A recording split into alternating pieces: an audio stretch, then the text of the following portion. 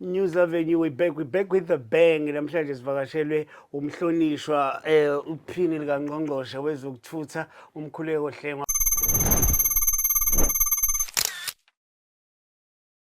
Umntwana waphinda angene in having led the party for 44 years wenze a big difference in ensuring that the party remains standing and his forward thinking ilekelelile okwenza ukuthi-ke uma wabuhlabisa taking over afice a solid basis of i-founding ye-party. Okwesibili, well ngingathi nje okwesithathu, ngesikhathi i-IFP isekwa ngo-1975 it followed ingxoxo eyayibe khona phakathi komntwana waphinda angene noKenneth Kaunda at the time mengameli waseZambia, who indicated ukuthi as ama-leaders of ama-frontline states they would want umntwana waphinda angene to form what he called, and I quote, a membership-based organization. So that being the case, isimo mpilo se-IFP has always been grounded amongst the people. It is a bottom-up movement. It's not a top-down. So i-success yayo leyo yokuthi it is a party which is rooted amongst the people. So nokuxoxa kwaba khona ngomhla ka-21 kuMarch kwanzimela ngesikhathi i-IFP isekwa kwakukuzo-implementa esingakubiza ukuthi i-guidance eyayikhishwe uPresident Kaunda ukuthi-ke asiphume-ke siyoseka lento ezobe yakhiwe phakathi emphakathini abantu la bekhona. Ingakho nje namanje uma ubuka amaziko e-IFP, the branches, we are very clear as a directive ye-party yokuthi the backbone and basis ye-IFP is the branches as the home of a membership. Bengikhumbula kahle Mr Hlengwane i-IFP iqale kuyi-cultural movement. Yayibizwa ngenkathi yenkululeko yesizwe. Yahamba yashintsha bese kuzoba nama-elections. Mhlampe leyo transition yayiza kanjani? Kwakuthi nani ngeke ningenele mhlampe ukhetho as a-cultural movement? No, but kufanele igama ulifunde lonke liphelele. Ngiye ngibone nje kune-tendency to focus on cultural. It was the National Cultural Liberation Movement. So bekubelwa nokukushiya lokhu ka-liberation. No, it was part of the ecosystem. But i-context must also be applied. Ama-political parties ayevalwe umlomo enswinyiwe, they were banned. Amabhunu engakuvumela ukuthi kube khona i-political mobilization. Kodwa a-create i-political vacuum. So as a response, kufanele kutholakale another means to mobilize. So mobilize as a cultural grouping, but a cultural grouping, a liberation movement. This is not peculiar ungazuthi kona kuphela. Amasonto were advancing the liberation movement in the religious space. You had sport activism, which was advancing the liberation agenda. And so it was not peculiar ukuthi-ke bese kuba khona i-National Cultural Liberation Movement. In fact, Bishop Alpheus Zulu okwawuyena waba usihlalo womhlangano mhla ka-21 kuMarch and subsequently wabe seba usihlalo kazolonke we-IFP, uye wakhipha i-guidance yokuthi ukuze lento ingaphazamiseki asiyigqokise ungazuthi kuvuselelwa inkatha kaZulu ekade isekwe ngo-1928 yesilwe ngaleso sikhathi. So-ke ukuze ingabi nako ukuphazamiseka babengakhandi yona qobo kodwa beyigqokisa njengayo ukuze ikwazi ukwenza lo msebenzi kwakufanele uwenze as a political movement. That's what the IFP was. The IFP was a political movement at birth. Kodwa it could not advance as wear the name a political movement because political mobilization was banned. So-ke inkatha yenkululeko yesizwe, that is the IFP, ngo-1991 sekuformalizeka kobe sekuba-ke inkatha Freedom Party in anticipation of the next phase of the liberation struggle. Ngoba phela you see, a party and a movement must evolve. It's not stagnant. The ANC started out as the Southern African Natives Congress, and then evolved to become the ANC, African National Congress. The Democratic Alliance has got itself rooted in the PFP, became the Democratic Party, evolved into the Democratic Alliance from DP to DA. ENP recalibrated itself to the new National Party. Political movements and political organizations grow and evolve to become something else in terms of name to advance the agenda and to respond to our political epochs. So it would not be peculiar then that you would have Inkatha National Cultural Liberation Movement, maybe IYY, Inkatha Inkululeko Yesizwe, be IFP. It's a political journey that political parties traverse. No, ngizwa kahle Mr Mkhuleko. Yazi ngifuna ukubheka futhi nalento ukuthi i-strategy sinu as i-IFP because siselapha kuma-70s thuba 80s kwawukuthi nina ngeke nithathe ikhali niyolwa but nanibhiliva kakhulu kuma-negotiations. I think umntwana waphinda ngena wayepromote ukuthi kunegotiate. Well, go back to a conversation in 1974 yomntwana noKhawunda, and in fact in Nyerere, Tanzania, because umntwana had traveled to Tanzania and Zambia eyobonga those states ukuthi babekhusele ababesekudingisweni baseningizimu Afrika, so to thank them for giving sanctuary to ama-exiles who were there. Now, you must also remember ukuthi ngesikhathi umntwana kaphinda ngene ethatha ubuholi bukahulumeni wakwaZulu, ngoba enye into khona into ekuthiwa ama-TBVC states ayeno-president because ayexebukile ekhiphe iy'nxabo zawo eningizimu Afrika aphuma awuyimele geqe, kodwa uKwaZulu awuphumanga eningizimu Afrika. That's why abantu bala kwaZulu still nama-South African passports, kodwa in all the other so-called states they had presidents, they had so-called passports and so on.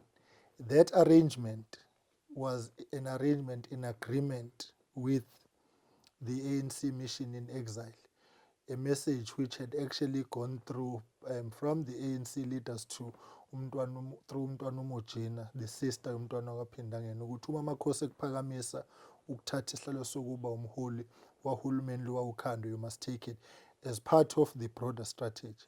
Because what the apartheid regime ababeyenza was what was called the balkanization of the country, so splitting it up. Now, because of that context being accepted, if you then go to 1974, Kaunda and Nyerere say there's not a single state, the frontland states of Africa, or a combination in a military power engalingana ne-military power yamabhunu. So we are doomed from day one if you want to engage in an armed struggle. 3, umntwana was mentored by the late Nkosi Albert Luthuli, who was a proponent of peaceful negotiation and peaceful means. That is the outlook. Ngiye ngizwe-ke nje sekuxoxwa ingwane, i-IFP has never had a military wing, never. Ngiye ngimangale nje uma se kungazuthi we had it. Ama-SPUs, the self-protection units, were an instrument of the government of KwaZulu, of the state, to protect public infrastructure, because ANC had a strategy which was called make the country ungovernable. Now, in executing that, there was burning of schools, public infrastructure and so on, and it was prevalent throughout the country. To protect infrastructure, KwaZulu had one of the highest numbers of training colleges here. Ngelinye ilanga mangizwe nje kuthe qhwi ngiyodalula amagama abantu ababemini bethi akungafundwa akushiswe izikole, make the country ungovernable, iy'ngane zabakayifake ey'koleni la KwaZulu ngoba kwakufundwa la kungafundwa kwezinye iy'ndawo. That is one of the major reasons why we rejected the armed struggle, because we did not have the capacity. Bese ngigcina ngokuthi-ke kwaleyo armed struggle yakuyalwa namabhunu yona. Sikhuluma Mr. Mkhuleko Hlengwa spokesperson we-IFP National. Sithinda nje izinto ey'ningi ey'thinta i-IFP. Uzokhumbula ukuthi i-IFP celebrate 50 years isoloko yabakhona iqhubeka njalo. Uzokhumbula-ke iqhaza layo yayikhuluma yona ngama-negotiations kakhulu, hhayi ngendaba ye-armed struggle. But uzothi Mkhuleko omunye umuntu as much as ingawuthathanga uyimele geqe i-IFP, kodwa yayinawo ama-characteristics ukuba uyimele geqe, even though ingawuthathanga uyimele geqe. Sasinamaphoyisa ethu, almost everything le oyithola eBophuthatswana or eTranskei. Well, look at South Africa today, which is why it's in a federal outlook as the IFP. You've got Metro Corps in eThekwini, you've got Metro Corps in city of Johannesburg and city of Cape Town. The traffic police of KwaZulu-Natal are not the same as the traffic police of the Free State. So are we now going to say that that classifies those provinces as outside the ecosystem of South Africa? No. That is precisely why KwaZulu was receiving a budget from Pretoria, albeit it was a shoestring budget. Because there was no other construct. We forced to remain in South Africa. In fact, de Klerk, amongst others, indicates that one of the reasons why you had apartheid collapse was because of the refusal of KwaZulu to accept independence. In fact, when Transkei accepted independence that day, President Olusegun Obasanjo of Nigeria had invited Umntwana Kapinangene to go to Nigeria to make sure that in no way does he participate in this program yokuhlakazwa kombuso. But bona we're friends. President Obasanjo and Umntwana, yes, were friends. In Yeah. fact, I had the privilege yokuthi ngihambe na Umntwana ngo-2019 eya emzini wakho President Obasanjo abekhethiwe eNigeria. Umntwana eyodeliver lecture nge-80th birthday, and then we invited thina-ke umntwana wayedeliver eNigeria. We then invited through i-foundation yakho Umntwana President Obasanjo ngo-2023 to come and deliver the inaugural Prince Mangosuthu Buthelezi annual lecture. Esizoba nomlenze wesibili ngoNovember kulo nyaka. We are finalizing ama-preparations. So they had a very good friendship, and that is why amongst others we insisted ukuthi uPresident Obasanjo uma kwinkonzo yomntwana sesimphelezele yokugcina ondeni ukuthi akhulume, yize kwakukhona umdonsiswano ukuthi kungenzeki, kodwa sakuphoqa ukuthi kwenzeke, because we knew ukuthi indlela abayiphilile ihambe ibanga elingakanani. But to come back to this issue yama characteristics, when we established government here, we had nurses, it's not just police, who were working in my clinic agcwele iKwaZulu yonke. We had teachers ayefunda ema-college. Khona othisha today abangamfuni umntwana akaphindangene, but bafunda ema-college ayewaqambile.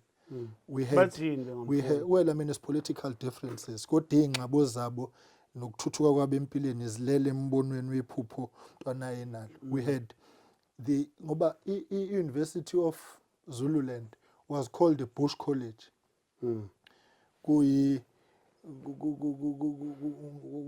Kwakhiwe nje izakhiwo icagogwana, and umntwana akaphindangene nesilo revived that university to what it is today, the University of Zululand.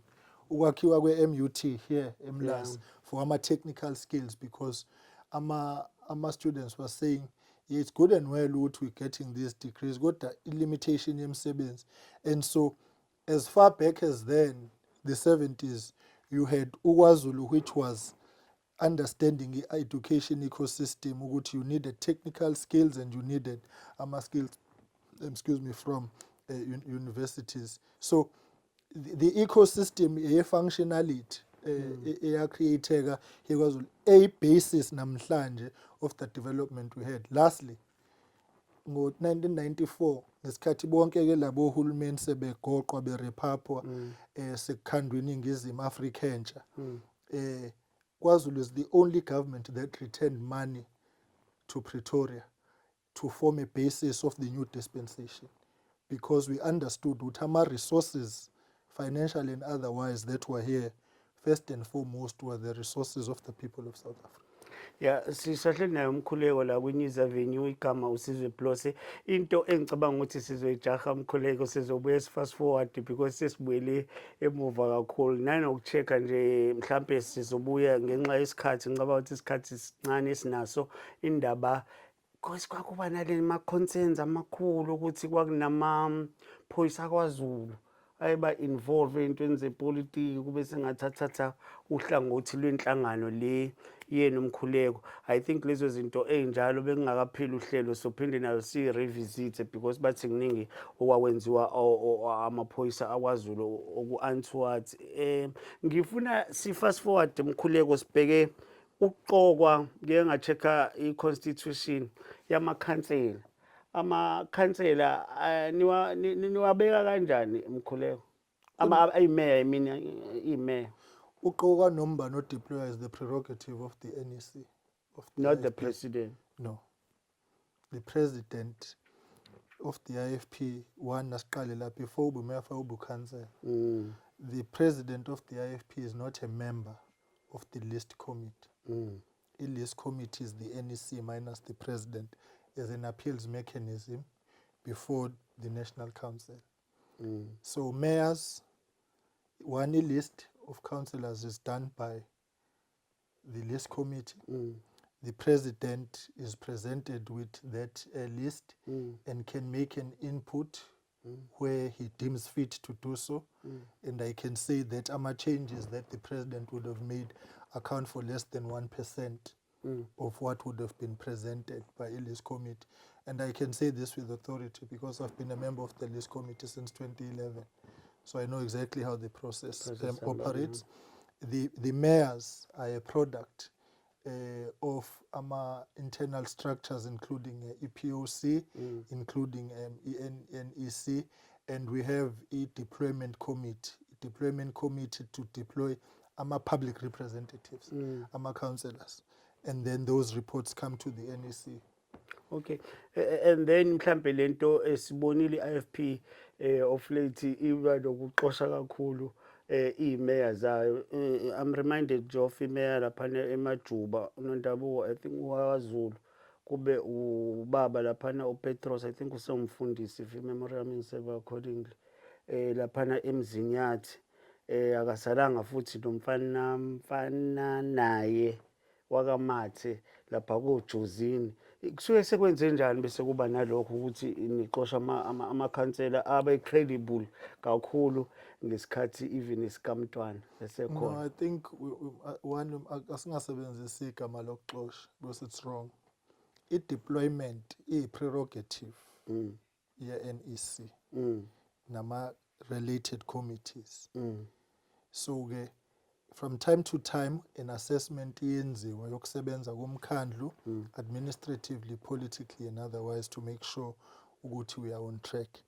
All these municipalities owabalayo, there is sound basis nezathu eziphathekayo ezikhona zokuthi sizenzeleni lezo inguquko kuleyo mkhandlu le. So akumananga nje kwavuka ekseni kwangazuthi siphuma iqhubu nabantu kabi. No.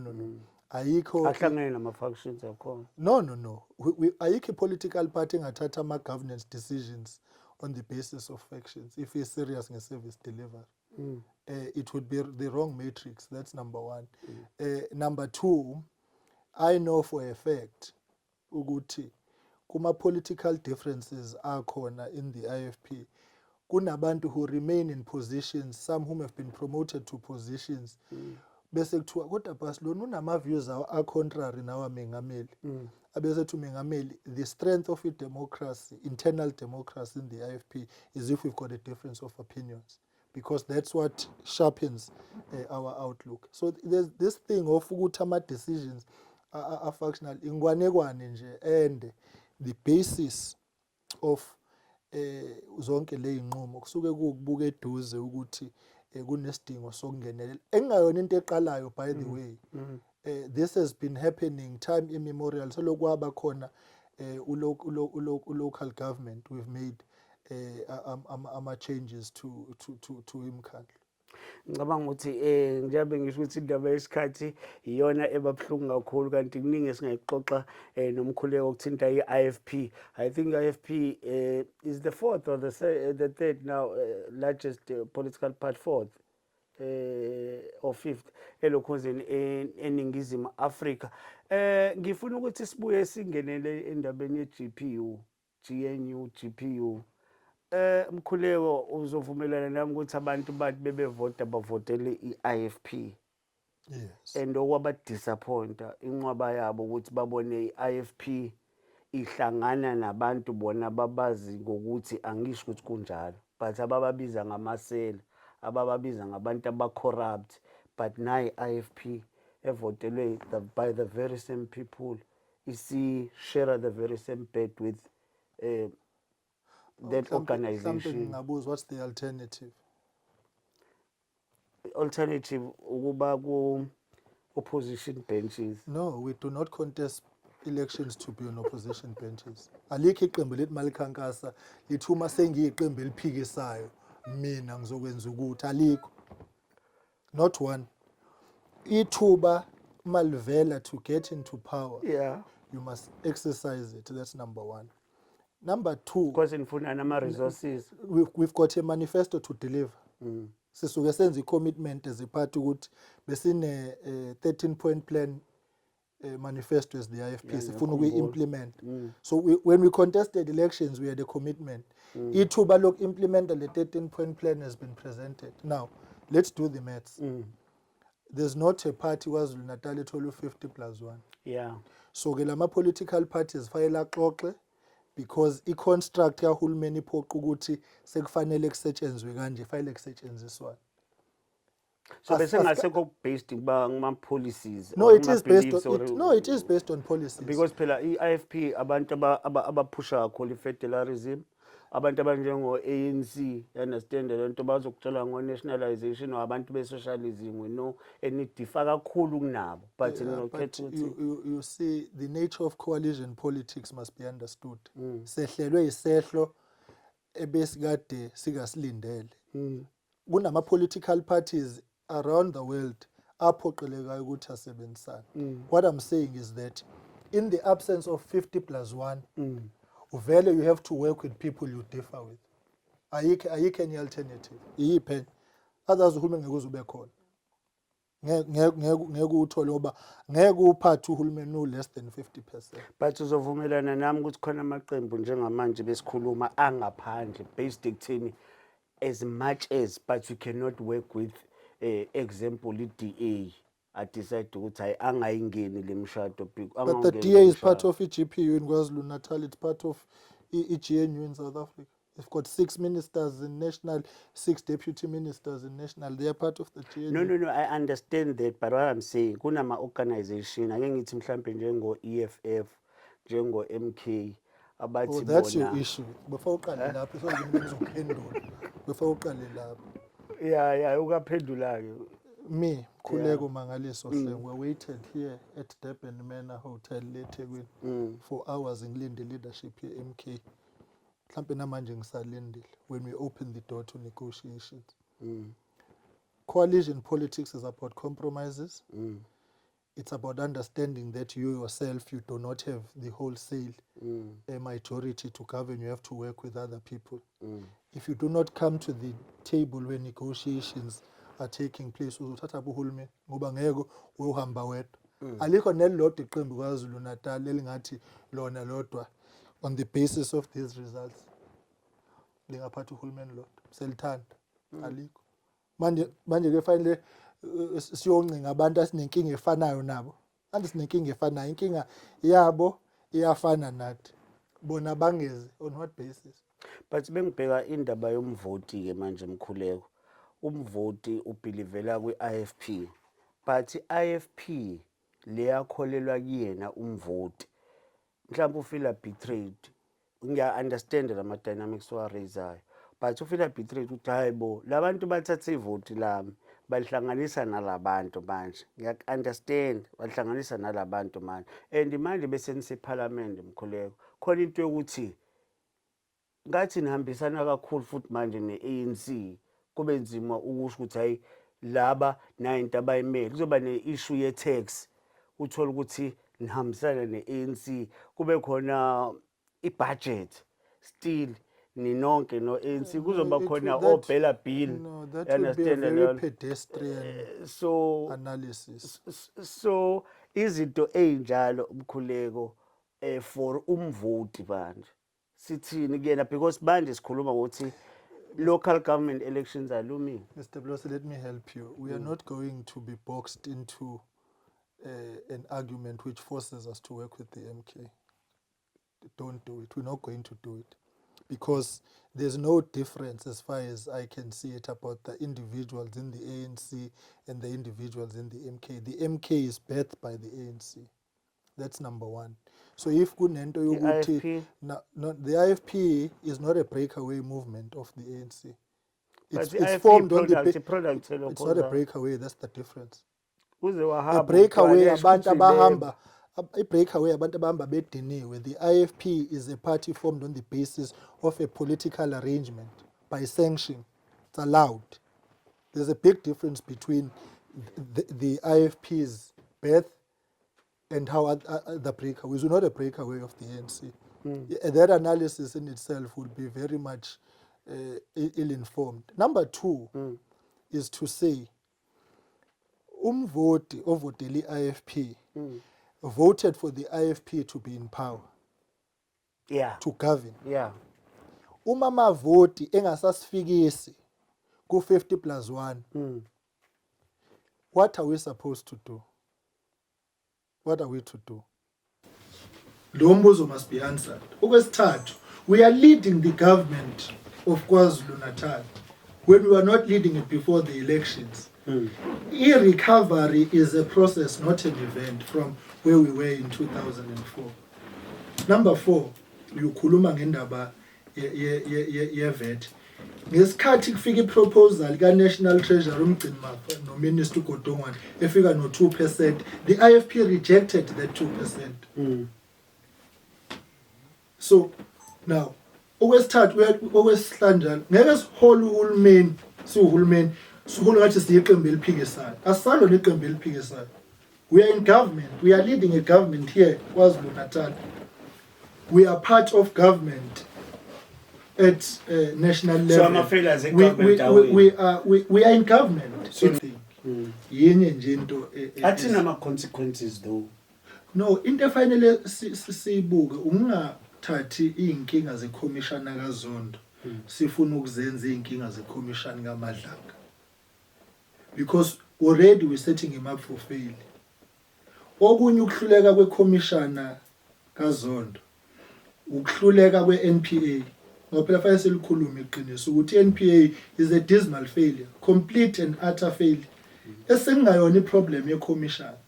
Sekuyi problem ka Department of Justice na ipresidency ngalo NDPP oqokwe lapho ukuthi why abashushisi behluleka ukushushisa sebenikeziwe information.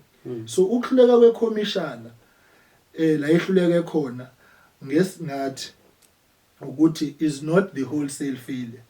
Enye inkinga yokuhluleka kwayo iNPA. Okwesibili ukuhluleka kwamaphoyisa lawo esephenywa manje ngoba kunezinto ezidinga ukuthi ziphume ekhomishana ziphenye yiwe amaphoyisa ukuze idlulele phambili. So vele sinayo iproblem yesiphoyisa nje in general, sine problem yezobulungiswa in general. Siyezaba nenkinga or inkinga isekhona especially like KZN eMashasha.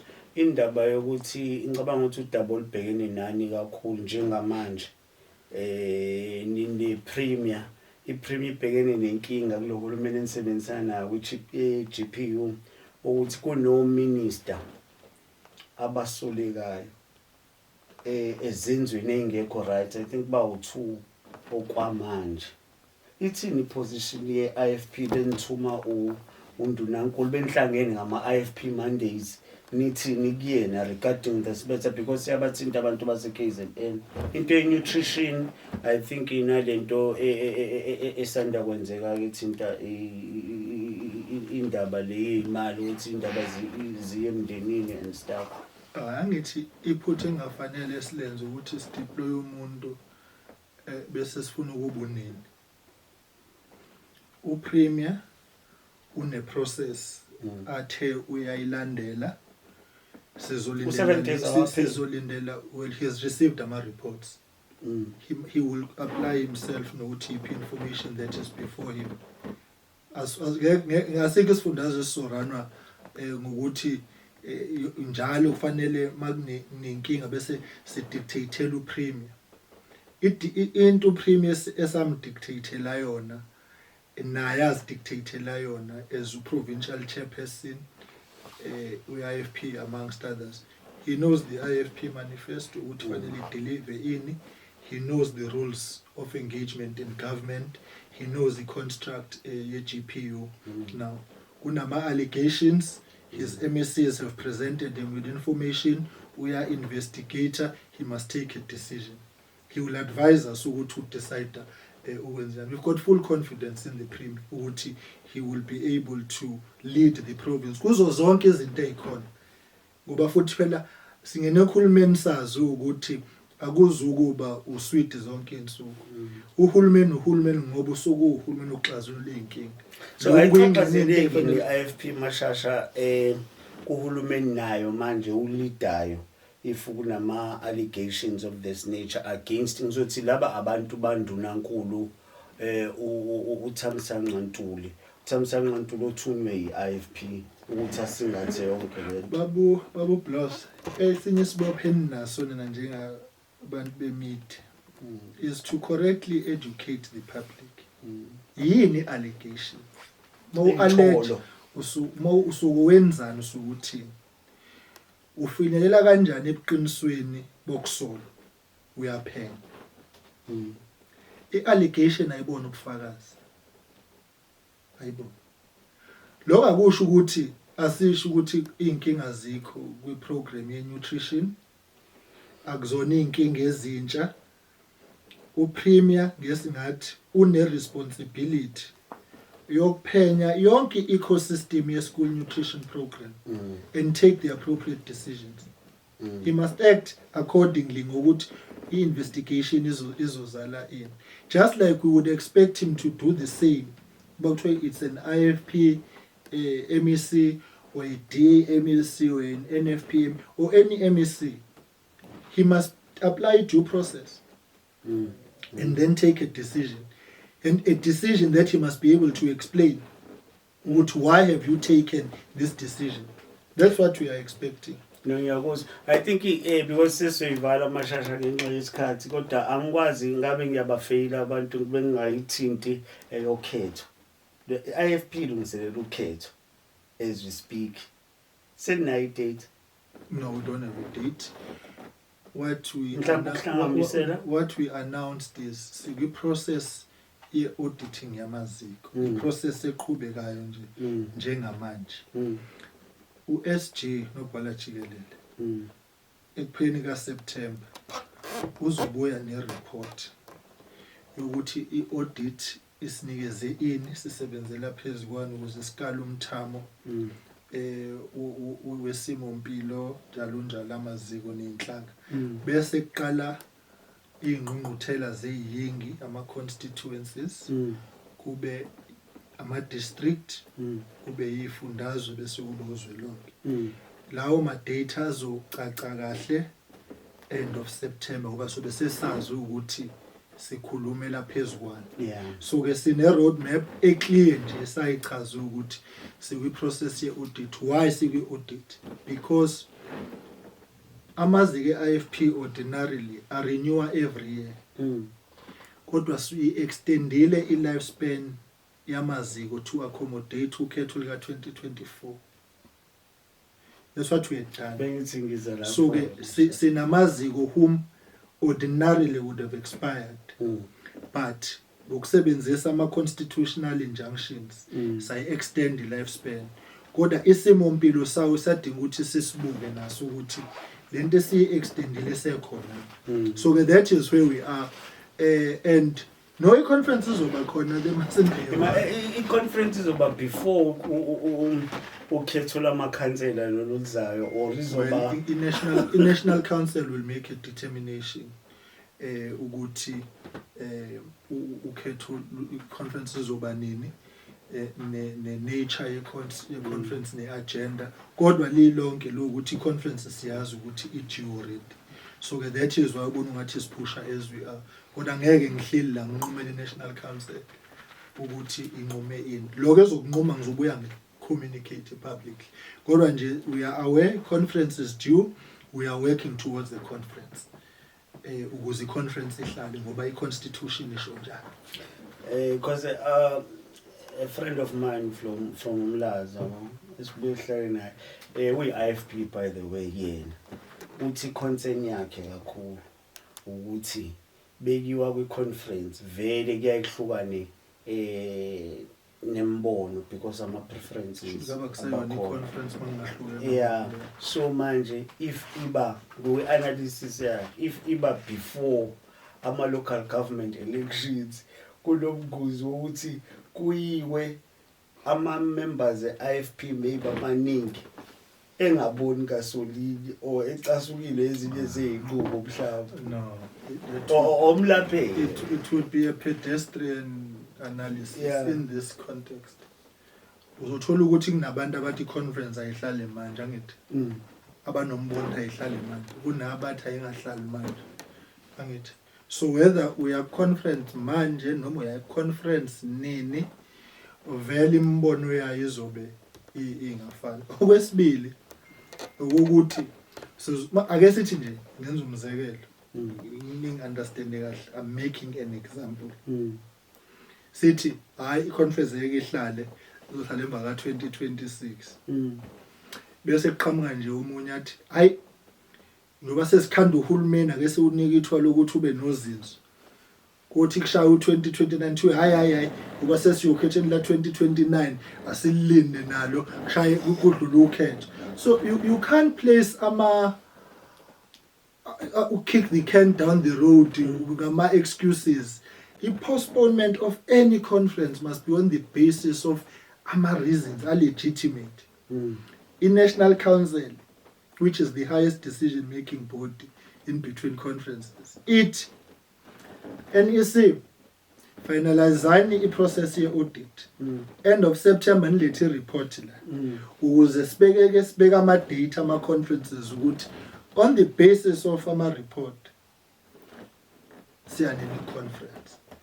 Izonquma ke i-National Council. So mina ngibona ukuthi into efanele singayenzi ukufuna ukubiza i-conference sitatazeliswa isimo. I-conference ifanele izalwe i-process ukuze ibe legitimate. Ngoba i-conference illegitimate izoproduce i-leadership illegitimate, ama-policies are-illegitimate bese siphile inkantolo. Ngamanye asinaso isikhathi sokuphila inkantolo. Sinesikhathi sokuthi fanele uhulumeni udeliver, fanele siyokhetheni la 2026, fanele siyokhetheni la 2029. Wayebe njalo uMashasha umkhuleko fokahlengwa. I think sesikhulumile eningi sizonquza nje ukuthi mhlawumbe benesikhathi la eThekwini futhi bekudlule isikhashana esithize aphinde futhi asivakashela kwakuningi besafisa ukuthi sikhulume naye kodwa ngenxa yesikhathi mhlawumbe bewugqoka lesigqoko for 2 minutes umkhuleko lesi sokuthi ungqongqoshe or iphini lika ngqongqoshe lapha kwa transport aba potholes khuleko baningi kakhulu. No, before ngiphendule lokho ngiyaliseka lo fayile sibuye ngoba uthe sisazoqedela olunye udaba kule ngqoqo esingakaliqedi ngoba the issues you raise around ama-ZP and political violence fayile siwachaza. I'll conclude it by saying impi yomuntu ompisholo nompisholo, the low intensity black on black civil war in this country yabulala abantu abawu-20,000 u-12,000 wabo abantu be-IFP. so kufanele sibuye soyiqedela ke But mina nanichitha ukuthi ne-black on black violence. we've never denied that there was a black on black violence. In fact, when EUDF was formed, they keep a statement that we are prepared to work with everybody except Tinkat, following the failure of the meeting on the part of the ANC in 1979 in London, where ANC was to come back on the 3 issues that had been raised. Instead, what happened when 1980... Nanichitha simply because ngisho kanjalo ngoba yayikhona into ethi kune-third force perpetrated le violence le khona, but ngokwememori yami i-IFP ayizange u-embrace lo mbono, kwawukuthi nje i-IFP ilwa ne-ANC. Because your assumption, the assumption of the protagonist of that idea was to assume that the IFP in some way was being funded. What I would challenge you to do, go to the people of Gauteng in the East Rand, who are the victims of that violence, and engage them without us on their knowledge or lack thereof about arms and all sorts of other things. The horrific stories they will tell you about how some of them bafika a bag yama grenade and wondered ukuthi why bona babewathatha bewaphosa ingaqhumi on the other side, only to find they were not schooled in how a grenade works. The issue of violence in this country, abantu nje bayikhe phezulu without its context, because njoba I asked the question earlier on here ukuthi leyo armed struggle yathi mayibuyiza le South Africa yafika yalwa noba. How many white people died in the hands of the MK? How many of them? Sengisho ke MK le yangempela hayi le political party. So how many white people died at the hands of the MK? Ngiyakhumbula agcine sejoin i-ANC before he kicked the bucket. Abantu abanjengo Walter Felgate, I think uzobakhumbula. Khona lo I think uBruce obani wathola khona izikhali eziningi la ngakolundi. I think uyayikhumbula izinto ezinganjalo. So I think besithola isikhathi sanele. Mhlawumbe sivele si dedicate iqoqo yethu sithi nje ake sikhulume ngalo 20,000 wabantu abafa ngoba uphando likhona ukuthi i-IFP yafelwa kakhulu, ongayona into esiqhenya ngayo leyo ngoba kwakufa obaba bemizi, omama bebizi, imndeni. So into njalo, but ke lale mhlawumbe ngiyakuvumela bablose futhi ngikubeka nje kahle ukuthi ngiyafisa ukuthi sikhulume ukuze icacise izinto eziningi, angidluleleke kulezo ukuthutha ngoba before we val ngiyafisa ukwazi nangamaphoyisa wakuthiwa ama-ZP ayeba nokubulala ama-ZP amaphoyisa ahulumeni wakwaZulu.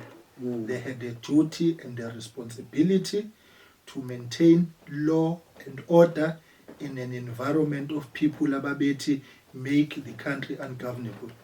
Ngeke sivume indaba ukuthi kushiswe izikole ingqasi njengoba singayivumi manje nje sasingeke siyivume then ngoba isisekelo sentuthuko manje yile yamsebenzi sayenza at that time. Imagine njengoba kwaqhamuka isiphukuphuku sashisa eMUT ngoba sithi sona sishiswa igazi sikwinto ethi let's make the country ungovernable. People saying liberation now, education late. Masu liberated uzogovernisha kanjani imfundo uyichitha manje. That's why the IFP was saying education for liberation. So we are unapologetic. Iphoyisa fanele lenze umsebenzi wesiphoyisa. Uphumana nomthetho, the police must respond. Just like they must do now. Ungangimagine nje situation mangase kuthiwe manje uba sikule sakhiwo nje lesi la nisebenzela khona bese wakhona umuntu ocasukela wena abablose oba ngixabene lapha bese umbhikisho wakhe awuledile mase eqaleshisa lana fanele senze njani sithi amaphoyisa wabukela amaphoyisa wenza umsebenzi wesiphoyisa. That's what we want. Uyawazi ama-SB? No, I don't know what ama-SB is. We are special branch, uyawazi killing squad. That's the apartheid regime. It's not mine, it's not an IFP. No, so where's the ESB was part of what was called the Bureau of State Security, IBOS, an entity of the apartheid regime. Why should I account for it? Go and ask the proponents of apartheid, the oppressors. What I know for a fact is that in this country we had a black on black violence. Yeah. President Mbeki and Prince Buthelezi ngo-1999 ba-unveila a memorial ethokoza yamagama abantu be-IFP nabe-ANC as part of the reconciliation agenda. Here at the Royal Hotel, the first meeting between the IFP and the ANC, which was presided over by Ushenge Nomadiba, one of the things they agreed on ukuthi they must go on joint rallies ukuze bobabili bayokhuza udlame ulaliphakathi kwe-IFP ne-ANC. So belelo it falls. Well, that's your baby to feed. I'm not getting involved. What I'm telling you is that the IFP and the you see when you start creating lessons or third force to that extent, you'll ask yourself, where was the ANC getting arms? You see, you open another door because it goes to the question I'm placing to you. Those MK trained combatants, but mabebuya le South Africa. Who did it go to? I don't buy this thing. The IFP was a sellout and so on. Abantu bephume Robben Island la phejele Robben Island banikwe instruction thabam bayojoin IFP. Some of them were members of the Central Committee of INCAT. I'll bring you the list. Akekho umuntu owengakhishwe Robben Island ehleli no Madiba. Kuthiwe mawuphuma hambe yo support ama efforts eIFP. 3 uMadiba nomntwana wa exchanging letters. I'll give you the clip, you can make it an overlay here. For Madiba's birthday, his 70th birthday, la kwaMashu la umntwana having a free Mandela rally la. Angi-understand ukuthi lowo mdayisi lowo wengazikhathaza ngokuthi Mandela must be freed if he was leading an organization anti inkululeko yabantu abampisho. uMandela himself thanked umntwana waPhindangene. State of the Nation address by President Zuma in 2010 in his opening paragraphs. You can pull it up. He thanks umntwana waPhindangene for his role in the release of Mandela, Mr. Zuma himself.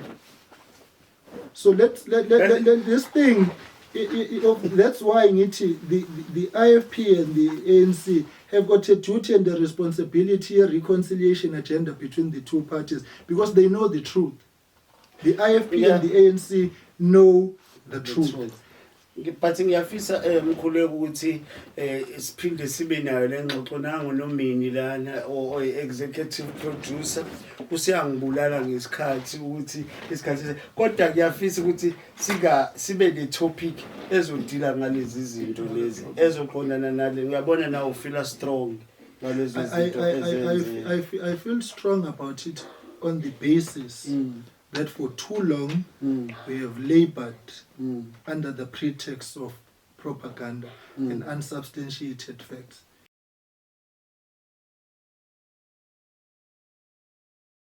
Siyafisa ukudlulisa ukuthokoza kwethu kumnyango waka Sports Arts and Culture KwaZulu Natal ngaphansi kaMhlonishwa Mntomuhle Khawula ngokubeka phambili naseqhulwini isimo mpilo samaciko kwaZulu Natal.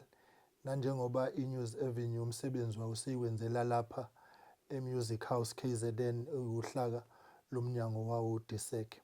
Amaciko awu umgogodla womnotho waseNingizimu Afrika nomlando nesimo mpilo nje sisonke nebadinga ukulekelelwa ngayo yonke indlela ekufanele balekeleleke ngayo ukuze bayise phambili umsebenzi wawo. Sekuyisifiso sami ke ukuthi umnyango uqhubeke nokulekelela amanye amaciko nokuqinisekisa ukuthi iNews Avenue njengoba sibeyinikeze indawo yokusebenzela kodwa bayibone futhi ke nayo iqhubekela phambili ngoxhaso nangeinsiza kusebenza namanye amaciko ngoba isona sibopho isinaso leso sokuthi imali yomphakathi ayifeze idingo zomphakathi, ikhulisa amakhono, ikhulisa umnotho, ivule amathuba la ekade engavulekile khona. Siyayibonga ke i-energy nomdlandla esiyibonayo kumnyango wakaDisek ngaphansi ukamhlonishwa ukhawula sithi nje Kapisa, you and your team keep it up. Siyabonga.